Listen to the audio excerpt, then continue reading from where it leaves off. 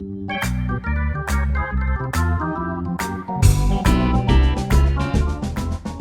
to the second episode of Baseball Neighborhood. Today we're going to talk about the White Sox, and we're going to talk to Laura Williams, who is just a White Sox super fan. You're going to love it. But before we do that, a little bit of history about the White Sox. So the team that we now call the White Sox actually began their life in 1894 as the Sioux City Cornhuskers. It was a Western League town in Iowa. And at that time, the Western League was considered more of a minor league team. But the next year, the Cornhuskers moved to St. Paul, Minnesota, and they were renamed the St. Paul Saints. Brilliant bit of marketing there, I think. In 1900, they moved to Chicago and they became the White Stockings. But that same year, the Western League renamed itself the American League. So, still a minor league team at the time. The White Stockings, won that 1900 pennant, and then the American League decided, hey, we don't want to be a minor league anymore. We're going to be a major league. I guess that's just a thing you could do. You could just declare yourself a major league, and I guess it worked. So anyways, in 1903, the team had one final name change, and that's when they became the Chicago White Sox you all know and love today. So the White Sox since have won 3 World Series titles. The first was in 1906 over the crosstown rival, the Chicago Cubs. I'm sure that didn't start anything at all. But the second was in 1917 against the New York Giants. That Giants team would later relocate to San Francisco. And well, most of you probably know how Dodger fans feel about that situation. But the third World Series they won was in 2005 against the Houston Astros, which we had no beef with them at the time, but it's always nice to hear the Astros lose nowadays. So it's worth noting that for that 1917 win, the Sox had a manager named Pants Rowland. Pants as in like trousers, Pants Rowling. I'm guessing it was a nickname, but still, Pants Rowling. How fantastic. See, Pants actually became really important to the Pacific Coast League. Rest in peace, Pacific Coast League. But he was the president, and there was a lot of drama between him and Kennesaw Mountain Landis, who was the commissioner at the time. You could kind of make a case that kind of set the tone for how the major leagues and the minor leagues talked to each other at the time. You could also really argue that all of this discourse between the Pacific Coast League and Major League Baseball really helped stir up the fervor for Major League Baseball in California. And that kind of helped spur the Dodgers leaving New York for Los Angeles, which, we Dodger fans, or at least the California ones, are really kind of glad about. So, you can kind of, the next time you are grateful for Dodger baseball in California, you can thank Pants. That brings us to 1919, the year of the Chicago Black Sox. So the Sox won the pennant this year, and they were highly favored to win the World Series against the Cincinnati Reds. However, they lost by Game 8 in a best-of-9 series, which, by the way, the World Series used to be the best-of-9. I am guessing Manfred wishes he could still sell those tickets. Anyway, in September of 1920, an investigation led to 2 players confessing that they had conspired to fix the outcome of the World Series. There was a very fiery, contentious, and very public trial in which the 8 accused players were eventually acquitted, but Commissioner Landis banned everyone who had been accused, plus one more player, from ever playing baseball again. He said, quote, regardless of the verdict of juries, no player who throws a ball game, meaning fixing the outcome, no player who undertakes or promises to throw a ball game, no player who sits in confidence with a bunch of crooked ball players and gamblers where the ways and means of throwing a game are discussed and does not promptly tell his club about it will ever play professional baseball again. See, he felt that the integrity of the game was paramount to the success of the game, and that the reputation of baseball itself came before the careers of any players found to be putting that integrity at risk. Kennesaw Mountain Landis had some problems, but at least he had a pretty good stance on cheating. The White Sox are an American League Central team, and the Dodgers are a National League West team, so they've only met a handful of times since interleague play began in the early aughts.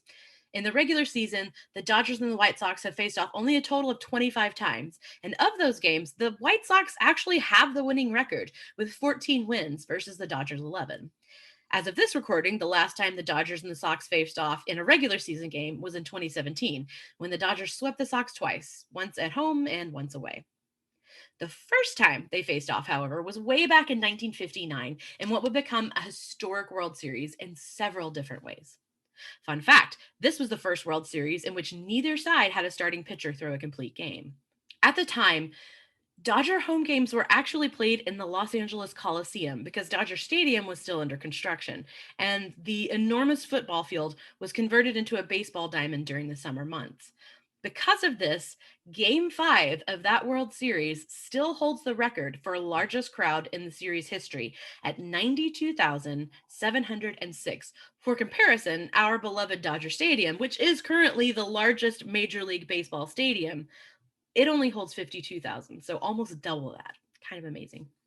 For that record-breaking game, legendary starting pitcher Sandy Koufax, he only gave up 1 run on a grounder in the fourth, but unfortunately, the White Sox pitchers threw a combined shutout and they won the game 1-0. It was the first combined shutout of the World Series, also historic. See, you have to understand, the Sox had something to prove that year. It was the first pennant win for the White Sox in almost 40 years, almost to the day of the infamous 1919 scandal. This would be the last World Series that Old Comiskey Park would see, and the only one held at the LA Coliseum. Lucky for us, Dodgers took the title in Game 6, and it was the second of our current 7 World Series wins. Thank you, Los Angeles. I'm going to throw a brick through his window every day. I'm going to give you a reason for your car alarm to go off. I'm going to give you a real good reason. Oh my God. Thank you. Okay. In 2008, the White Sox earned an interesting distinction of being the only Major League Baseball team to defeat 3 different teams in 3 consecutive days. They set Cleveland, Detroit, and Minnesota down in order. To this date, 38 players and managers who have at one time worn a White Sox jersey in their careers have been elected to the Hall of Fame. In fact, in 2009, the White Sox traded future Hall of Famer Jim Thome to the Dodgers, though unfortunately he would spend most of his single season with us on the injured list. It's still kind of cool that he and his signature high socks were in Dodger blue for a little while. Maybe he was the inspiration for high socks? Who knows? The most important recent trade we should talk about in relationship to the Dodgers is probably the December 2016 deal between the Sox and, well, the Sox. See, Boston sent over a mix of 4 young rookie starters and prospects for one single Chicago pitcher, Chris Sale. Sale would, in 2018, strike out the side for the 9th for the Red Sox in Game 5 to win the World Series against the Dodgers, and yeah, it still stings just a little. One of the more interesting prospects the White Sox got back in return for Sale was right-hander Michael Kopech, who is recorded as having thrown one of the fastest pitches in professional baseball history, a record 105, while pitching for the Salem Red Sox. Unfortunately, Kopech's career has been plagued with injuries, including Tommy John in September 2018 that capped him out of the 2019 season as well. He opted out of the 2020 season due to COVID and personal considerations, so who knows when we get to see that one back. Many consider the current White Sox to be in a state of rebuilding. They finished 3rd in the AL Central in 2020, but that's a little bit deceptive because they were only 1 game back from the Twins, who won the division. One extremely noteworthy event in White Sox history has very little to do with baseball at all. I'm not going to get into it here because it's a really long story and it's actually really funny. And Drunk History did an episode on it with Bob Odenkirk that I highly recommend, but you really need to look up Disco Demolition Night. The short story is that a local DJ basically blew up a bunch of disco records in the middle of Comiskey Field, and it devolved into a riot, a little bit of a riot. But I won't get into it here. Just know it is really funny. Go check that out. I'm sure there's other podcasts that have the story too as well. Disco Demolition Night, probably one of the most successful / unsuccessful promotion nights in baseball history. Check it out. You're not going to be disappointed. I do have to say, as destructive as it was, the lure of blowing something up on field is probably a bigger draw than even a bobblehead night. So, promoters take note. Old Comiskey Park was closed in 1990, and the White Sox moved into the cleverly named New Comiskey Park. But of course, now it's called Guaranteed Rate Field. Anyway, that brings us to our main event. So, please welcome to the show Laura Williams, who is maybe the ultimate White Sox fan. I don't really know how else to describe, but she's been to an amazing 900 plus home games. And wow, like in a row. Not that you've gone to 900, it's in a row. You have not missed one. So how many seasons does 900 cover? Like just over 11. 11. Yeah, So my consecutive game streak started August 13th, 2008. Where are you at in your streak right now? I'm sitting on 914 games.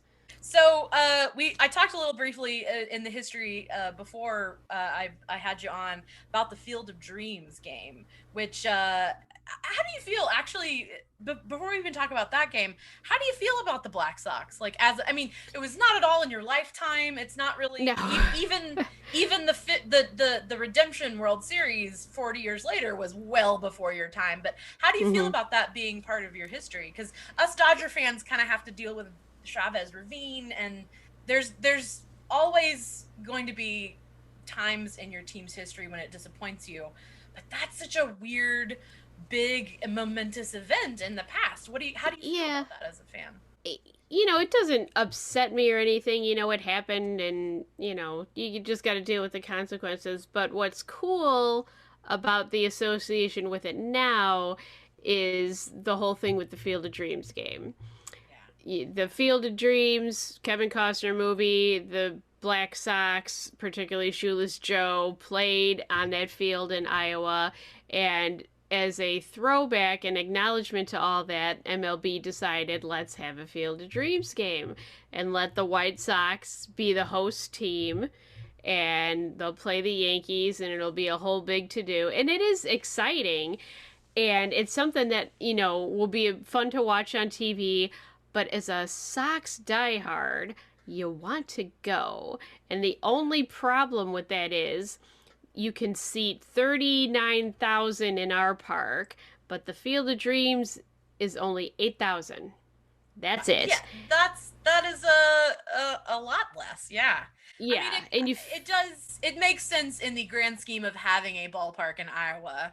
The problem with that is, you've got all the MLB brass that are going to go, the bigwigs and the celebrities, and then the two teams that are playing, their family, their friends, their executives. So how many of those seats are going to be available to the generic fan like myself? And then when I was doing an in-game interview on TV for my 900th game, they were actually Steve Stone and Jason Benetti, our commentators, were debating, well, if Laura doesn't go to this game, does it affect her streak? And, because we're the home team, and what do you do?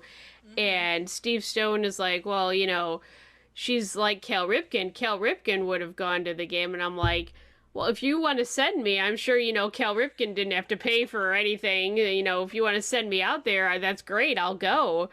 But, you don't know how much those tickets are going to cost, or, what'll even be made available. Yeah. So I would love to go. If it happens this year for fans to go safely, I would love to be a part of it. MLB, hi. Send me there, send me and my mom. We'll go, we'll represent, we'll cheer the White Sox. I'll even sit in the sun if I have to. I'll sacrifice. But I think they ultimately decided, if I don't get a chance to go, since it's not in our home ballpark, it will count against me. But I just think the whole theory behind the game, it's going to be fun. It's going to be fun to watch. A little throwback to old school baseball. I'm sure they'll mention the Black Sox, but what they did then doesn't affect what we're going to do now. So it's really just going to be another game for us that we need to win. It's always fun to beat the Yankees. Everybody wants to beat the Yankees. And I'm looking forward to it. And I hope I get to go. It'd be so much fun. I hope so, too. I mean, we may have to start like a Twitter campaign or something like that. I think that'd be cool. Send Laura to Iowa. So, you've seen so much. What sticks out? Like anything, I'm sure it kind of starts to run together, but there has to be a handful of games or something that sticks out. So what are you? Of course.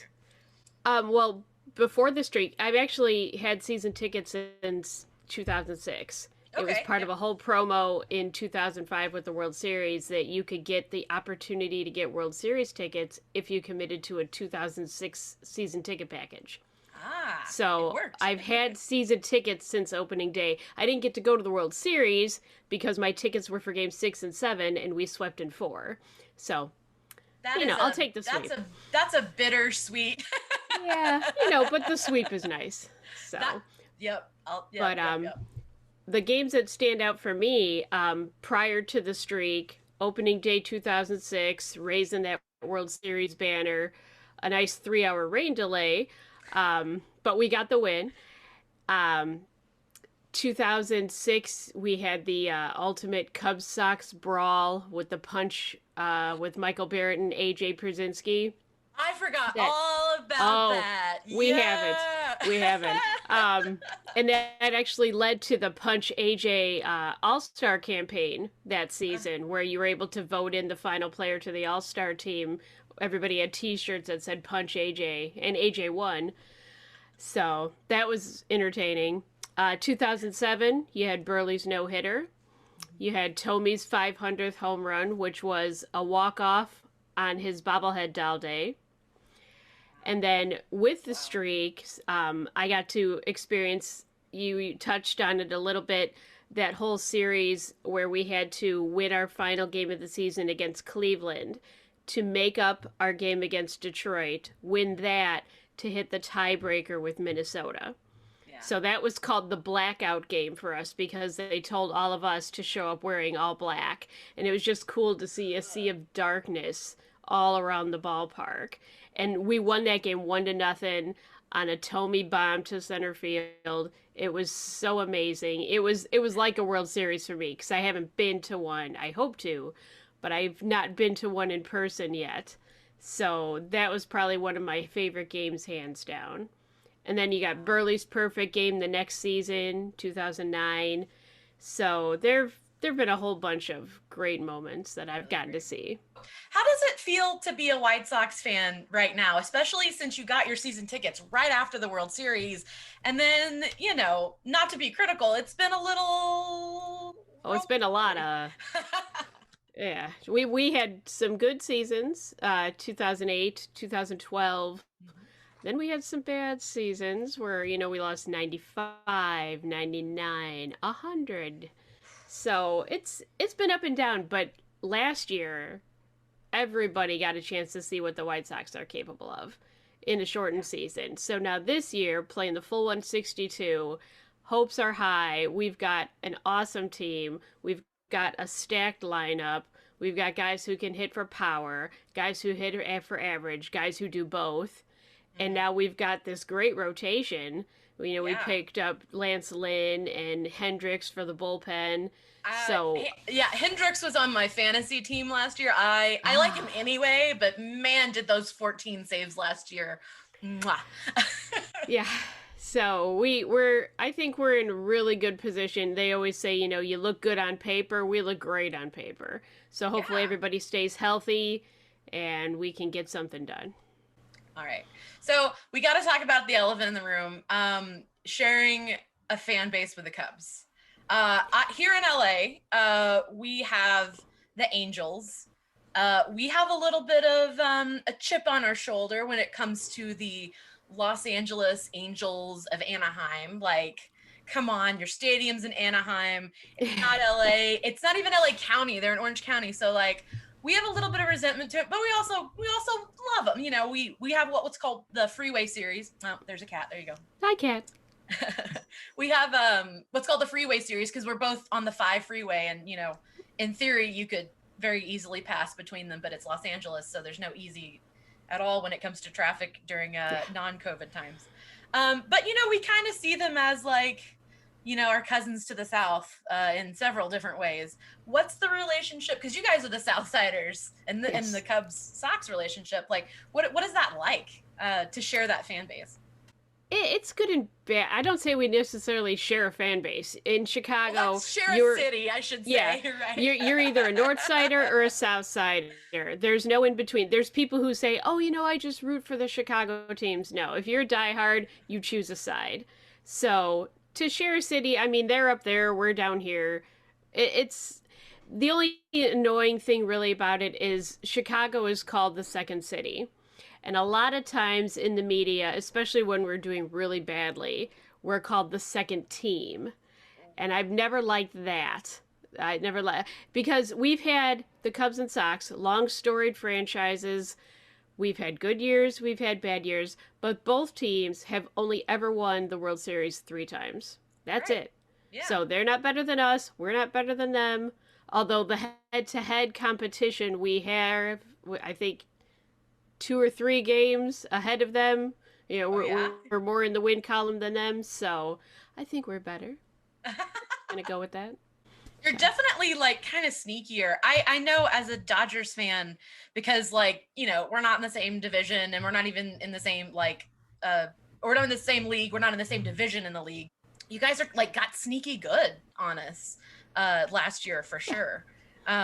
So Cubs aside, who do you consider the White Sox biggest historic rival? Who's the team you got to beat? The Twins. The Minnesota Twins. We've been battling them for years. If you go all the way back to the beginning of the White Sox, the Twins used to be the Washington Senators. Mm-hmm. So we've been battling that franchise for a while. But most recently, back in the 2000s, all but 1 year, either we won the Central or they won the Central. And it was always back and forth between the two of us. And then, go to our blackout game, us and the Twins. Yeah. And then a couple years later, one of the rivalries, their pitcher, Carl Pavano, beamed Paul Konerko in the jaw with a fastball. Got up, took his base, shook it off, came back the next at bat and hit a home run off the guy. So we were just like, yeah, get that. So I think us and the Twins, we're always going to be battling back and forth. And so they're I think hands down our biggest competition, our biggest rivalry. Yeah, we sent some pitchers to the Twins, some beloved pitchers. So we kind of kept our eye out on the. Yeah, don't do that. Yeah, they don't need anybody. Trust me, they don't listen to me when it comes to acquiring and getting rid of pitchers lately. So for the Dodgers, we have Kershaw, who's not going anywhere, and then we have Turner, they're kind of the face of our franchise right now. Look. Sometimes I forget that Mookie is a Dodger and not just an angel sent by God. So he's the face of baseball, not just the Dodgers. He's the face of... Who is that for the Sox right now? Who's that? I'd say probably we've got 2. Uh-huh. Yeah. The first one is probably Tim Anderson. We had some of those really bad seasons, particularly 2018 when we lost 100 games. And then in 2019, in April, I don't remember what day exactly, Tim Anderson hit a home run off of the Royals' Brad Keller and did his bat flip. And everybody was talking about it. Oh, should he be flipping the bat? He's showing off and blah, blah, blah. But nobody was talking about us until that bat flip. And then you saw in 2019, we did improve slightly. But then everybody was saying, oh, Tim Anderson, he's a young guy with talent, plays with passion. That's the attitude the Sox need in order to come together and improve. So I think from that moment, Tim Anderson became the face of the franchise. And then I also think Jose Abreu is also the face of the franchise. Solid player since he's joined us back in 2014. Great offensive guy, plays good first base. And then not only is he a professional on the field, but in the clubhouse as well. He's taken Moncada, Eloy Jimenez, Luis Robert under his wing, and he's been their mentor. And then he's loyal, too. At the end of 2019, his contract was up. And he kept making statements through his interpreter that, if the White Sox don't sign me, I'm going to sign myself. I'm not leaving. I like where these guys are headed. I'm coming back. You have to deal with me. So those 2 guys, I think, just scream White Sox. Yeah, I mean, Abreu is definitely the name that I would know casually. That's the guy who gets mentioned, Hmm. and Tim Anderson too. Like that's but I definitely think he's like, for me, when someone says White Sox, that's kind of who I think of first. So yeah, I mean, Hmm. not that I would contradict you, but you're spot on. Who's your favorite player? Like right now, who's the guy that you just On love the to current watch Sox, on the current Sox? Giolito. I Yeah. love Lucas Giolito. And then I also, he's the ace of our staff, I think, hands down. He had the no hitter last year. And now that we've hired former Giants assistant pitching coach, Giolito's high school pitching coach, Mm-hmm. Ethan Katz, I think that relationship is just going to help him perform even better. So I think he's the ace of our staff. I love a pitcher. Burley's probably my all-time favorite White Sox pitcher. But then the other player on the White Sox, who I will always have a soft spot in my heart for, and he just joined us again this year, is Adam Eaton. Oh So he yeah. is a grinder, and he was on our team in 2016. That was the year that I actually gave up my season tickets. I was going to call the end to my streak. I was going to stop going, and the Sox brought me in to meet Adam Eaton, who gave me a jersey with my name and 600 on it, and then season tickets for the rest of that season. So I will always Oh, have love for Adam Eaton. and he's So back. Giolito and Oh. Eaton on my current team, they're my guys. All-time favorites, though, the big hurt Frank Thomas and Mark Burley. Who do you think is the most underrated? Like on the Dodgers, we have Chris Taylor, who sometimes gets Mm-hmm. overlooked because he's not flashy. He's definitely like one of the quieter dudes in the locker room. He's not, he's not a Kike, that's for sure. Um, but he just performs and he works. So I think Yes. maybe on the Dodgers he's not underrated, but not a lot of people around the league know him. What's that like for on the Sox? Who's that guy? I think our underrated player is Adam Engel, Okay. because he's mostly looked at as a defensive outfielder, coming in late in the game, making spectacular catches. He actually made the last catch to preserve Giolito's no hitter last season. Nice. But, last year, even though it was a shortened season, he was able to really show that he can be an offensive producer as well. He hit, I believe it was 295 with an OPS of 811. In his career numbers, he was only hitting 222 and with an OPS of like 600. So he really stepped up his offensive game too. So I think, maybe people can start looking at him as more than just a, 8, 9 inning defensive player. When Mookie joined the Dodgers, a lot of people believe that was like the impetus to get them to the World Series. With this new push, do you think that there's a player that's kind of behind that? Like, was it a trade? Is it just like maybe Abreu in the locker room getting people? Like, where do you think this drive is coming from?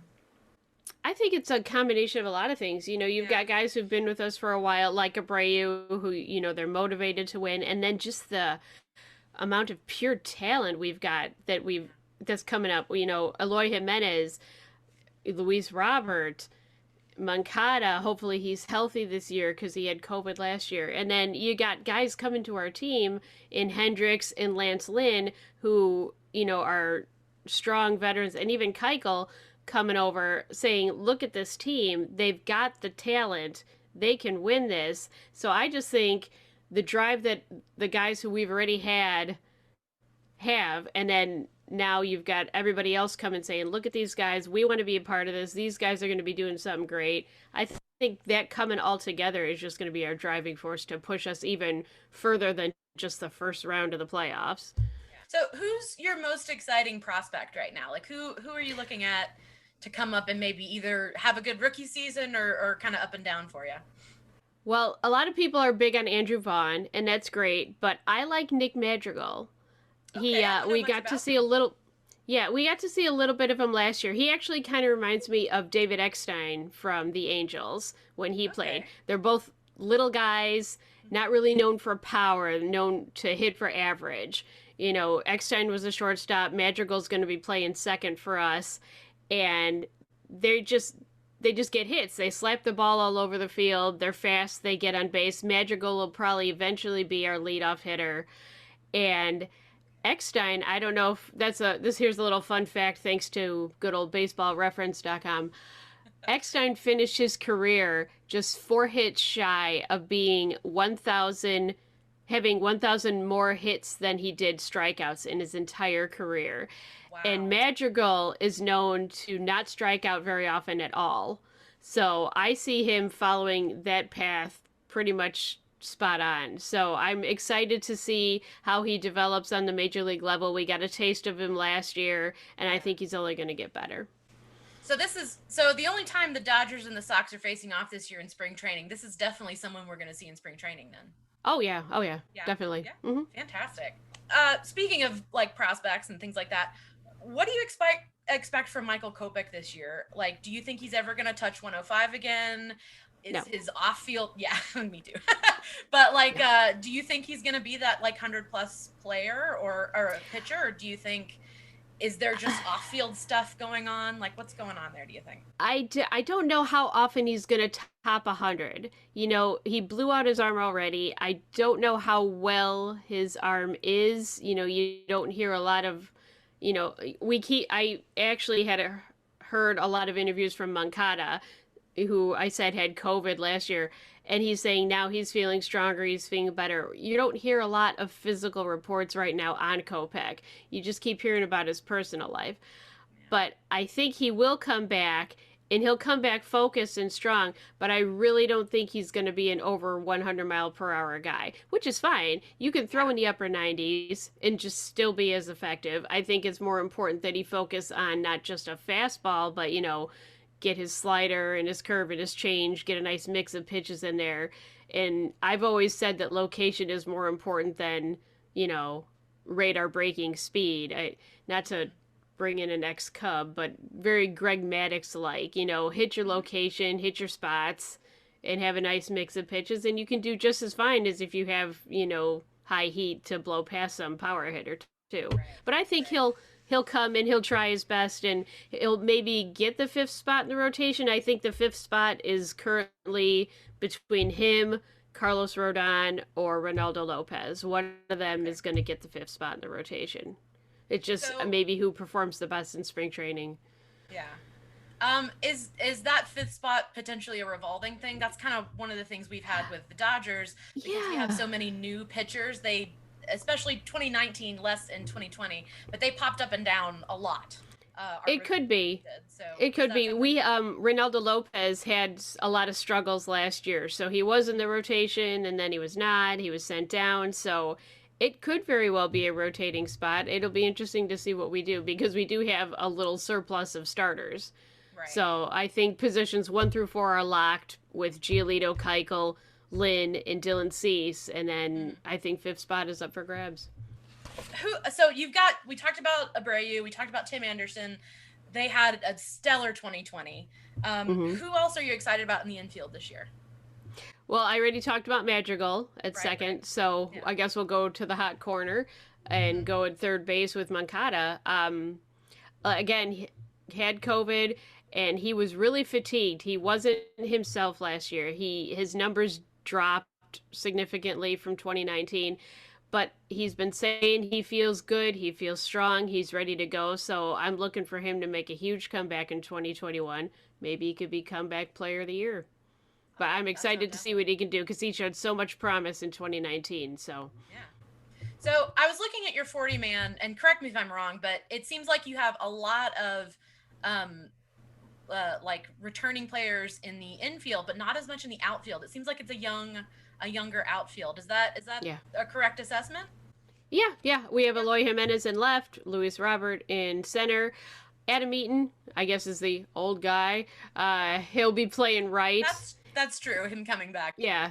So, but Adam Engel, like I said, you know, I think Eloy Jimenez, unless his defense significantly improves, which I really hope it does, he may end up being a DH for us, and maybe Adam Engel will see more action in left field. Even Leury Garcia, who can essentially play anywhere, infield or outfield. I think to start the season, left to right will be Eloy Jimenez, Luis Robert, Adam Eaton. How you feeling about catching right now? Grandal's our guy now. We sent McCann off. We didn't re-sign him. So Grandal, I think MLB Network just said he was the second greatest pitcher in the league behind Real Muto for the Phillies. Mm-hmm. So, did I not say catcher? You said pitcher. It's okay. I knew what you meant. Sorry. Yeah. I was thinking of his talent, we're which not is he's a good. Yeah, I was gonna say we're not worried about you not knowing what you're talking about. Clearly. Although position pitchers. But no, I was thinking ahead of myself. He's a good pitch framer.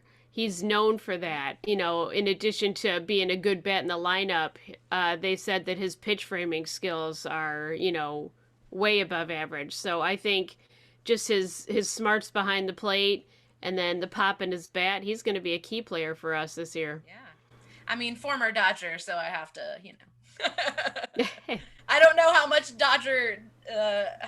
it's Dodger or not, but we'll go ahead and say the good parts are from us. Okay. So Mark Burley was the last Sox number that was retired. Who do you think is next? Who's next on that list? I think Ozzie Guillen. Okay. Because, number 13, he was Rookie of the Year for us back in 1985, played 13 seasons for the Sox, then managed us for 8, including bringing the World Series to us in 2005. Right, yeah. He currently works as an analyst for NBC Sports Chicago, and he's at the ballpark a lot. I actually met him a couple years ago. He calls me the Cal Ripken fan. So he's just always smiling and a joy to be around. Everybody in Chicago loves him. So I wouldn't be surprised that he's the next number up there. We touched upon this a little bit. The last time the Sox won their division was in 2008. And then they came in second, 2012. Like, what's that emotional roller coaster like coming off of 2005, just not really getting back to the playoffs until 2020?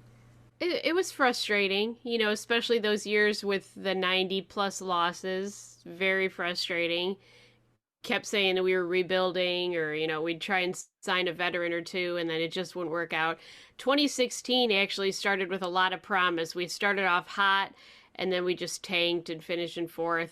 So it's been a lot of frustration over the years, but we saw improvement 2018 into 19, and then definitely, obviously, last year. Expanded playoffs or not, I don't think anybody could get mad at, those darn extended playoffs, now my team is in there. I mean, we got to make the playoffs, and at least we won a game, Cubs. They did not. So, I think if the expanded playoffs continues, it's a good thing, whether we win the division or if we finish a game behind, if we can get in, I think, we just show how good we are. And if we don't win the division, it wouldn't be the first time a wild card won the World Series. So. Oh, hey, now that's. Put that out there. Yeah. No, I get it. So this actually, you're a fan of expanded playoffs because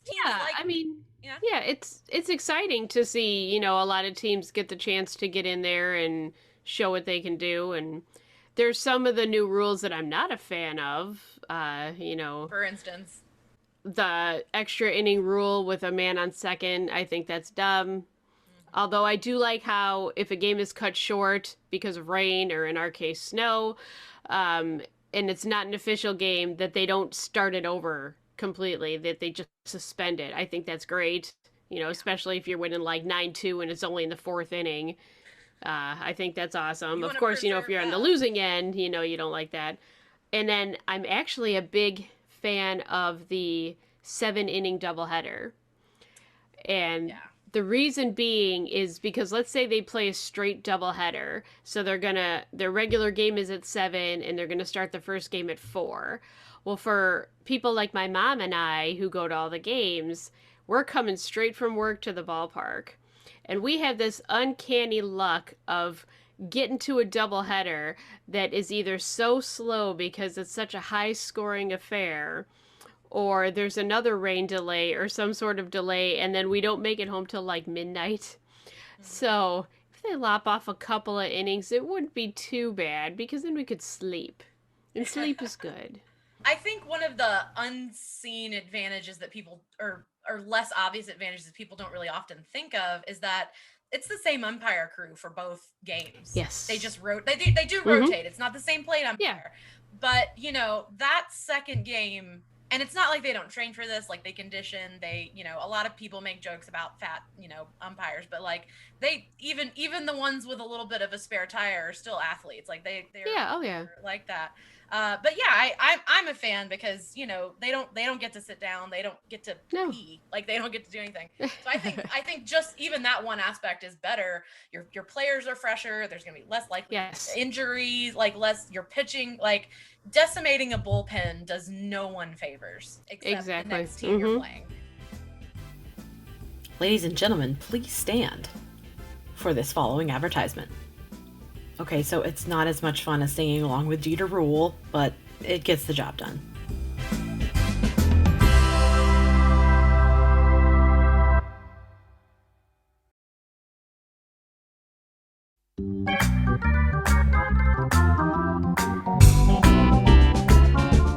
And now back to Laura Williams and more with the White Sox. Let's talk a little bit about the park. Okay. Did you ever get to go to a game at the original Comiskey Park? Yes. I keep my first Comiskey. games. Comiskey. It's not the first time I've heard that. I know. Every time I'm like, Miskey. Comiskey. Yeah, I've been to Comiskey. My first games were there, and that's where I fell in love with the White Sox. So I actually have an old chair from old Comiskey in my basement, and so yeah, it's history, and that's what started it all for me. Nice, fantastic. So the new stadium started off as New Comiskey, and then it became Comiskey. like U.S. Cellular Field, and now it's Guaranteed Rate Field, which is definitely one of the more less aesthetically pleasing sounding fields. How did fans feel about that when the old name went away? Well, there's a lot of us who have shirts that say, I still call it Comiskey. I wear it all the time. A lot of people still call it Comiskey. My mom, or the older generation, calls it Sox Park. The Cell actually did stick. That wasn't too bad to call it the Cell. That's not bad, yeah. I'm not sure Guaranteed Rate Field will ever stick. I think fans still make fun of it more than accept it.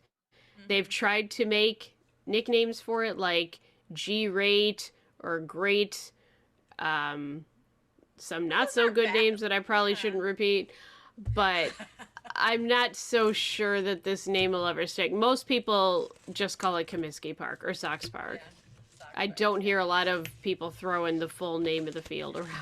I was gonna say the White Sox themselves have a bunch of nicknames like Southsiders and what else? There's a bunch of them, right? Like, how do you feel about there's Chi Sox and the Black and White and things like that? Like, how do you feel about those kind of nicknames? Oh, I've never actually heard us called the Black and White. I've heard Chi Sox. We actually have a Chi Sox bar and grill, so I hear that.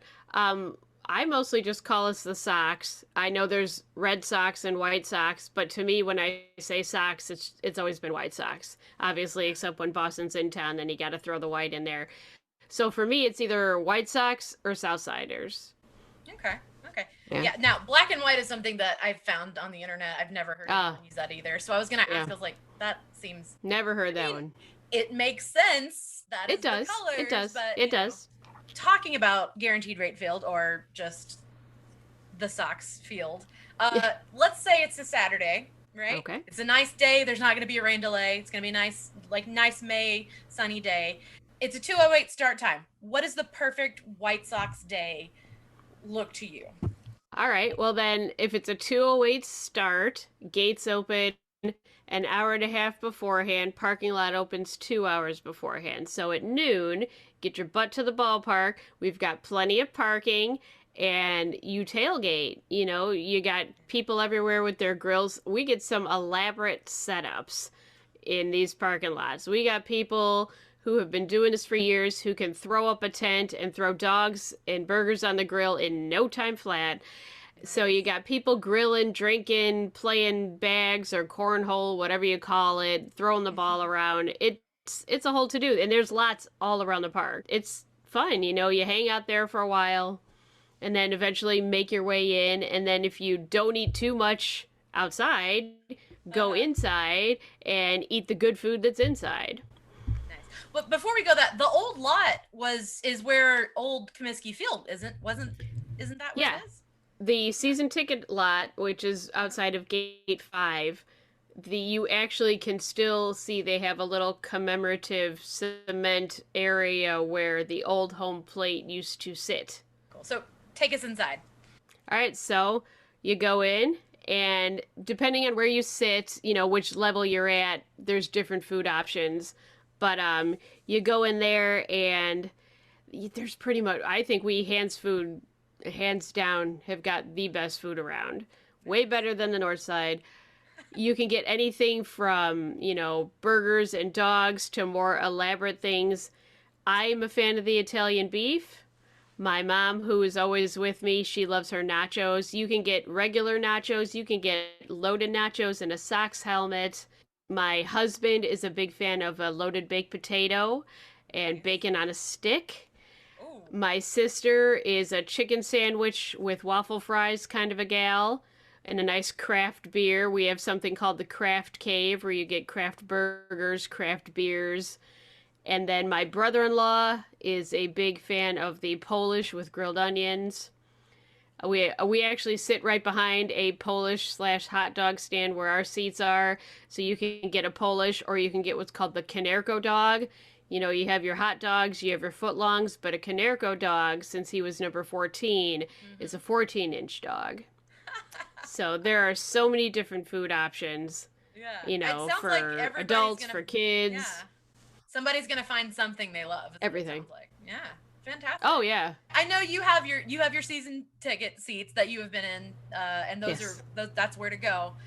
If you had to sit somewhere else though, like they came to you and you're like, those seats are becoming I don't know, they're falling into a black hole because we don't want to give them to somebody else. Where else would you sit in the park? Like where's that vibe that you like the most? Well, I sit along the right field line towards the back, and honestly, I would stay there. I know people like to sit on the outfield and catch a ball. I know what people like to sit right behind home plate in those nice cushy scout seats, but where I sit on the right field line is great because if you sit far back enough, then you're undercover.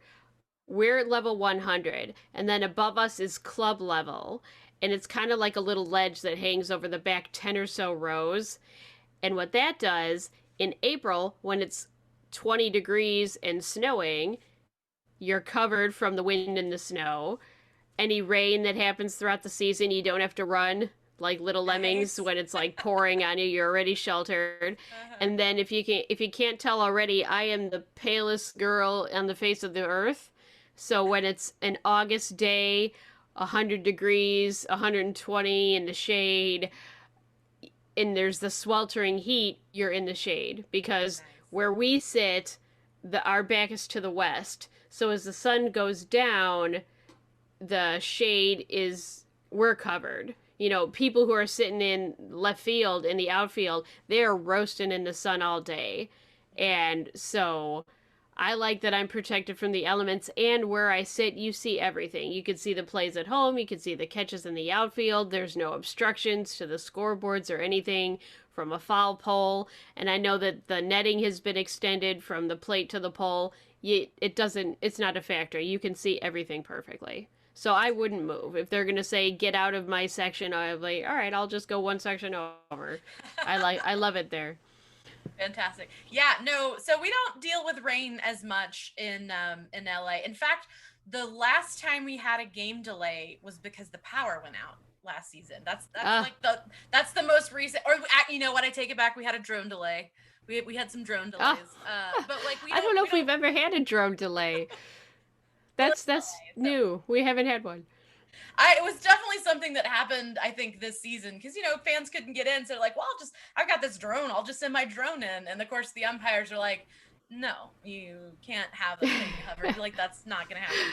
But so we don't have rain as much, but sun is absolutely a factor. So for us, we've got that same thing where the club level hangs over, and like you can, depending on where it starts, you can get a good seat underneath. But that's also kind of like weirdly a advantage if you want like really nice seats because people are like, oh, it's, like a lot of times like, oh, the Blue Jays are coming in, which, before we traded a bunch of pitchers to the Blue Jays, we didn't as, they're not as a big thing. So you could get like, baseline seats for maybe like $30 on a scalper, like good, really good seats, but you would melt. You would absolutely, it was a trade-off. So I totally get like the only element we have is sun, but I get hiding from it. Yeah.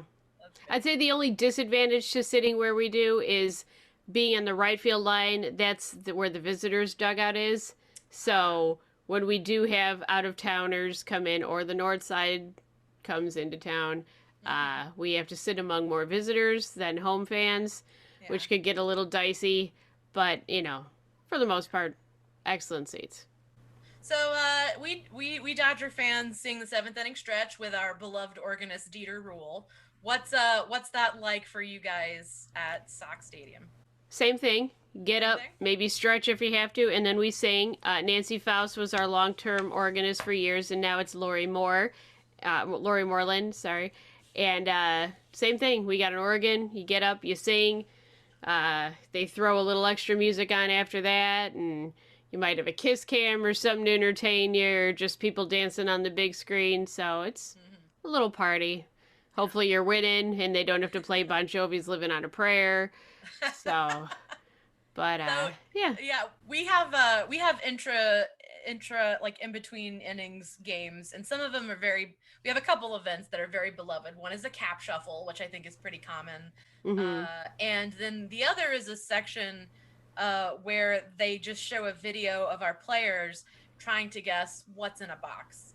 And it is so dumb, but it is seeing these big burly, football players.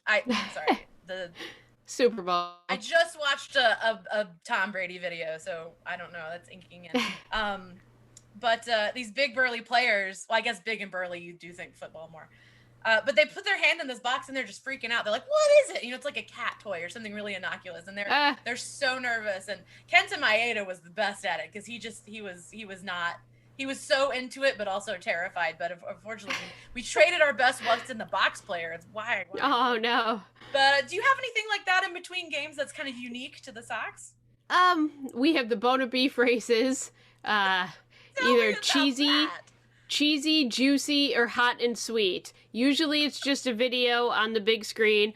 Once in a while, they race live, like the sausages race up in Milwaukee.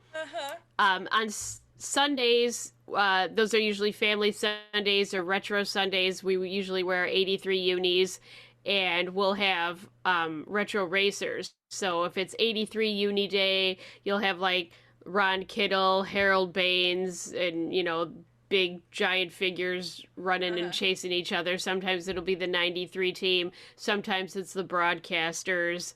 So you'll have those races in between innings. There's Kiss Cam.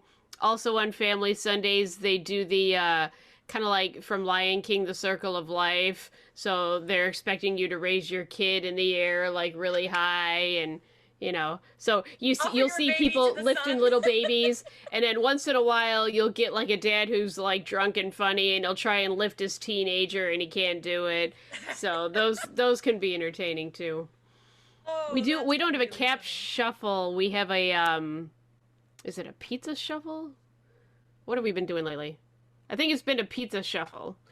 And if you guess which pizza, I can't even remember. It's been so long. That's sad. But if you win, you get a piece of pizza, and you get a piece of pizza for everybody a certain row. So, yeah.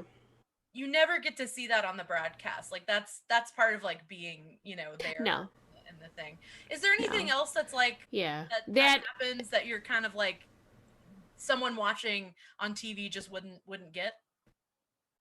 Wouldn't see. Just, well, being at the ballpark, if you're there, you could take a walk along the concourse, and we've got bronze statues of White Sox greats all around the ballpark. Then, if you keep walking along the concourse, you've got a place for the kids to go. It's called the Xfinity Zone. You can kind of see it in the background here. The kids go up there and they can run the bases. I think it's Tim Anderson who's on the wall, and they like have a race to sprint against the Tim Anderson figure. They can meet Southpaw, our mascot. They can play wiffle ball up there, and then keep walking along the concourse. There's a place that's popular, especially when it's hot out, called the Revolution Sox Social Tap Room. You can go up there and play social media games, do selfies, hashtags. You can redeem prizes. And then there's a place to eat and drink up there, too. So it's a nice getaway if you're sweltering in the outfield. There's also, they brought the old Comiskey shower to this ballpark. So, again, if you're baking and roasting, go jump in the shower, cool off. And you see kids and adults in there. And then the other thing I think that maybe they'll show it on TV, but you don't get to experience it, is the Goose Island / Craft Cave area. You can see Goose Island on TV. They took 2 sections and converted it and made it like nice cushy seats with TV monitors. But if you go down into the Craft Cave, you get excellent burgers, different kinds of microbrews, and you can sit inside the air conditioning and you can watch the game on field level behind the visitor bullpen, or sit outside and you can sit right at there's just a fence separating you and right field. So it's like you're in the game almost. And those are excellent places different views to watch the game. So they don't show that on TV, but those are fun places to sit. So I just want to touch on one thing you mentioned that I loved, was that your mascot is called Southpaw. Like, of course, Southpaw. Like what a great name for a South Side mascot. Like for a big green fuzzy monster. Yeah, I love it. So we definitely have like our mascot is like it's a dude who's just like a bobblehead, so like kind of played into that, and he's kind of retro, like 50s-ish style. I have no idea what his name is, and that's probably a very big failing on my part. But it's not like he's definitely not like,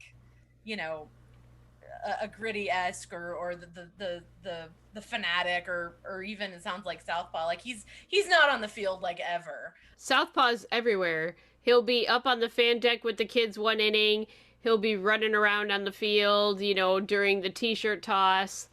He'll pop up in the stands, and like one day he came around and he sat right in front of me, and then he's like sitting there and patting me on the knee, and I'm like, this monster flirting with me? What's he doing? And he'll come around, like for birthdays or special events. When it was my 700th consecutive game, my sister had it set up where he came over and found me and gave me a gift for hitting 700. So, I mean, he's all over, everywhere, all the time, doing, promos, saying hi to kids, hi to fans. So he's everywhere. That's fantastic. So, your background, I wanted to talk about the what's up behind you. You threw out a ceremonial first ceremony. It's been a long day, apparently. I'll get better at talking, I promise. Yeah, what game was that? What do you remember? I'm guessing you remember what happened. My 500th. That was my 500th consecutive game. Yeah. Yeah. Who was it again? That was cool. It was nerve-wracking because, the A's. Yeah. I was I did want to pull a 50 cent, and so I'd been practicing at home, and I'm like, oh my God, okay, I don't want to throw it. And since I've done it, we actually had a few people who like hit the camera guy who was taking the picture very, very bad. So I practiced, and I threw a nice hook, and it was a strike. I threw it to John Danks, and he even came out and said, great job, and people were clapping for me. I'm like, okay, yes, I did it. So I didn't want to bounce it in because you're not supposed to bounce it in either. So It was kind of nerve-wracking but cool at the same time. Yeah, And it was see, dog day too. So the dogs had been walking around the concourse and they were running behind and you saw the little poop patrol chasing after them and there were three of us throwing out first pitches that day. So they're like, "Okay, hurry up, get out there." And I'm like, "All right, well, don't rush me too much. I don't want to mess this up." But it was fun. It was definitely cool if you can ever do it. yeah, it sounds like you did yourself proud. That's fantastic. So, here in LA, we have the very, elaborate "Let's go Dodgers," clap, clap, clap, clap, clap. It's kind of a variant that is wildly throughout the leagues. What's the quintessential White Sox chant? That's pretty much, "Let's go White Sox." They do that here too. The other thing is, they'll play. We have a song from 1959's team, the Go-Go Sox. They'll play that song Right, like, "Let's go, go, go, White Sox. We're with you all the way." I'm not gonna sing anymore because that's terrible. You did great. But then they also, whenever the opposing team pulls a pitcher, we get a little snarky, and the organist will play it, and it's the "Na Na Hey Hey Goodbye" song. We'll play that. Nice. And one of our favorite openings for when the game gets going to kick it all off is they play AC/DC's "Thunderstruck," and that's a big fan favorite here to get the crowd, going at the start of the game. But yeah, "Let's go White Sox." I mean, that's all the time. Pretty standard. Everybody. Yeah, I'm definitely a big fan of our organ. Like, having a sassy organist is just the best. We love Jeter Rule here. Yep. I grew up playing the organ. We really? inherited my grandmother's organ, and I took lessons for I think 5 or 6 years. And when they said our longtime organist Nancy Faust was retiring, I'm like, "Oh, should I audition? How cool would that be? Let me quit my actual job and play for the White Sox. That would be great." But I can't play, nearly any, half of the songs that this lady can just pull out at, the last minute and play. I don't know if I'd be able to do that. So I think I'm just better sitting and cheering on the side. appreciating her craft, probably more. Oh so yeah. Oh yeah. That's so funny. That's great. So the game's over and you guys won. You absolutely creamed the Twins, like creamed them. Oh, good. Good. I like that. Because everybody knows you stop serving in the 7th and everything's like closed by the 9th. Like getting a hot dog in the 8th inning is a dicey deal sometimes. Where are you going afterwards to celebrate? It's the game's There's over, a few places. Yeah. Yeah, there's actually a place attached to the ballpark across the catwalk at the Gate 5 entrance. So across 35th Street. It's called the Shy Sox Bar and Grill. You can go there before, during, and then after the game, they have half-price appetizers. So they're always saying, "Come over and, hang out after the game." And the Craft Cave, which is attached to the ballpark at the bottom of Gate 2, that's open an hour after the game as well. And then there's a ton of restaurants. We're located in the Bridgeport neighborhood, and there are so many places. Cork and Carry's down the street. There's a place just a couple blocks up called Pharaoh's, where you can get Italian beef, subs, hot dogs, Italian ice on really hot summer days. And then if you go even further, just like a 5-minute drive down the road to Rickabenny's, you can get a really nice breaded steak sandwich. So there's a whole bunch of establishments in that neighborhood. Any of them are great to go afterwards and, grab a beer, grab some more food if you haven't eaten enough already in the park. So lots of places to go. Yeah. I don't, I know there's a lot of, the phrase that a lot of people kick around is Dodger fans travel well. Unfortunately, we will not be traveling to the White Sox this year, schedule, but we will see you in spring training. Which I think by the time this is going out, it'll be just played or we're about to play it. So we'll definitely see it then. But I have to say, like, you've totally convinced me. I wanna come to a game, even if it's guaranteed rate field. Yeah, let me as soon as they start letting us back in, and Right. let me know when you're coming to town. I'll show you around. Oh, It'll be I a fun time. appreciate that. Well, I think you're going to be a hard guest to top. You've just been fantastic. It is clear you love the Sox and you know them. It's been a joy listening to you talk about your team. So thank you so much. Thank you so very, very much. Yeah, well, thanks for having me. This was fun. You're welcome. So it's nice to share baseball passion with another woman, and 'cause I feel like a lot of it's 2021, but still, people talk baseball fans and they're like, oh, this guy knows this, and us girls were pretty smart too. We're pretty dedicated fans, and we got a lot of baseball knowledge. So it's cool to sit down with a fellow female fan and just talk about your baseball passion. It's pretty cool. So thank you for having me. This was a lot of fun. You're very welcome. And I can't believe I'm going to say it, but go Sox. Good job.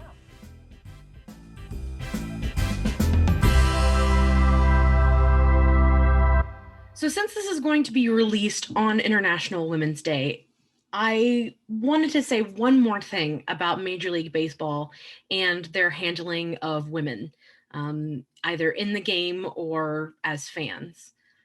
And listening back to Laura's interview, a couple points really struck me. Was that one, she's a season ticket holder for well over a decade and has been a fan for much longer. And two, she attends most of the games with her mother. And, she also mentioned her sister coming along. For me, it was my grandmother who first got me into baseball, listening to those Braves games on the radio. Even though I walked away from baseball a little while, it was a woman who brought me back. It was a woman who brought me to Dodger Stadium and helped me fall in love with baseball all over again. And when I watched the World Series this year, I was on a Zoom call with 6 other women. So Major League Baseball can do a lot to reach out towards women. But the very first step is to acknowledge the fans that have been there all along. Women are baseball fans. Women play baseball. Women work in baseball. Women umpire baseball. Women are a huge part of baseball. And I think it's finally starting to get through to them. So keep on pushing.